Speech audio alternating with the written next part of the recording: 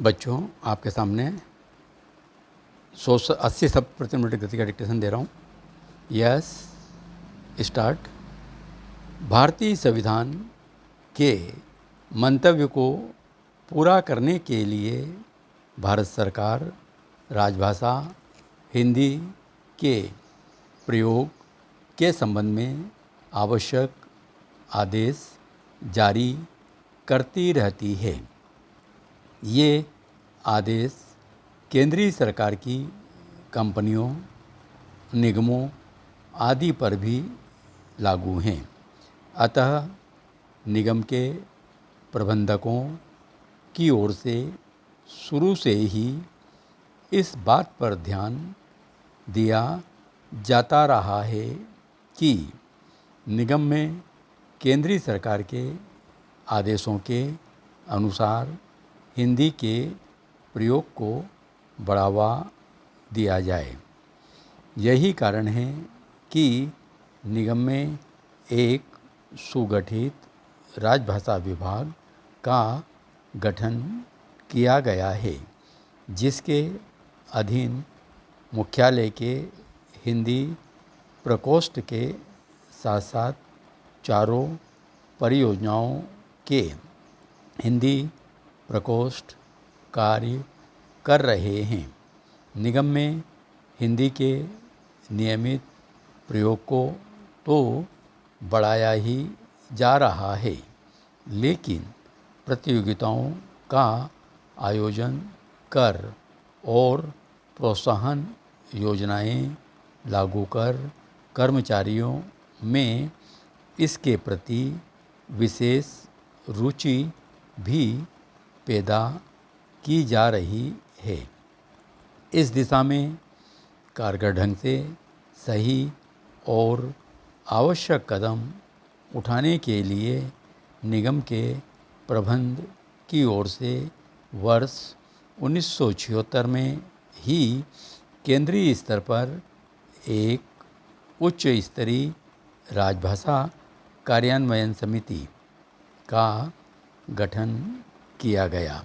समिति की तिमाही बैठक नियमित रूप से हो रही है, जिसमें पिछली तिमाही में लिए गए निर्णयों के कार्यान्वयन की समीक्षा की जाती है और अगली तिमाही के लिए कार्यक्रम तैयार किए जाते हैं। प्रस्तुत हिंदी स्मारिका भी समिति से निर्धारित कार्यक्रम का ही फल है। निगम में राजभाषा के कार्यान्वयन का दायित्व मुख्यालय के कार्मिक प्रबंधक पर है, जिनके अधीन हिंदी अधिकारी राजभाषा के कार्यों का संचालन करते हैं। कहना न होगा कि प्रस्तुत स्मारिका का प्रमुख लक्ष्य कर्मचारियों में हिंदी के प्रति रुचि पैदा करना और भारत सरकार के विशेष आदेशों से परिचित कराना है।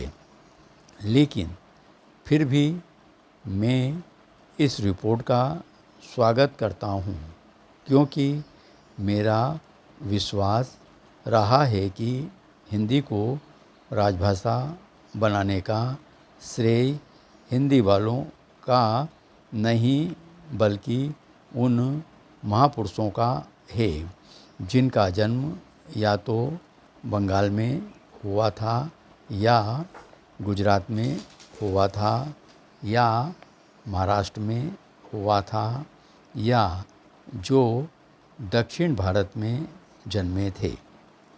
आज भी सुविधा की राह यही है कि हिंदी को हम उसी तरह से लाएं जिस तरह से अहिंदी भाषी भारतवर्ष के लोग उसको लाना चाहें। अहिंदी प्रांतों में हिंदी चलाने के मामले में मैं बराबर यही समझता रहा हूँ कि हमारी नीति वही होनी चाहिए जो नीति अहिंदी भाषी भारतवासी अपने बहुमत से चलाना चाहे, और यह सिर्फ बोलने की बात नहीं है।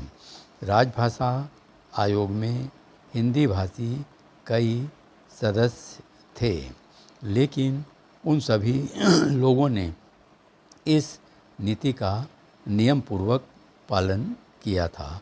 आयोग ने पूरे इतिहास में एक बार भी ऐसा मौका नहीं आया जब अहिंदी भाषियों के किसी निर्णय से एक भी हिंदी भाषी सदस्य का मतभेद हुआ हो।